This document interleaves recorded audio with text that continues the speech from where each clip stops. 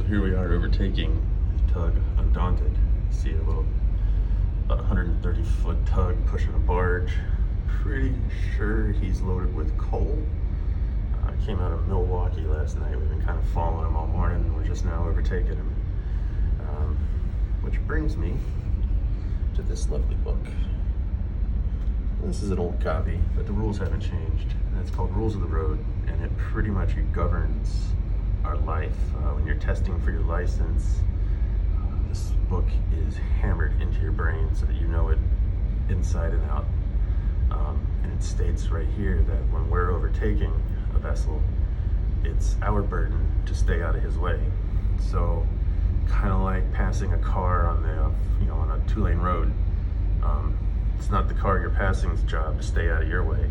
It's your job to stay out of his way and to make sure that you can safely pass him.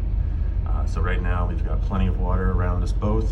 His burden is to maintain his course and speed.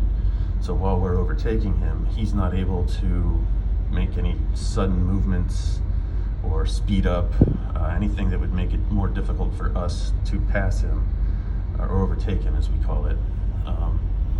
Now, sometimes things happen and he can call us on the radio, and we can call him and let him know, so he can let us know what's going on if he needs to make a turn. But usually if something like that's gonna happen, we'll notify each other ahead of time and make arrangements so that that doesn't happen. So say right now he needed to turn into starboard to go to a port, we would not be overtaking him on this side. We would have arranged that ahead of time. And that kind of brings me to what happened yesterday in the Welland Canal.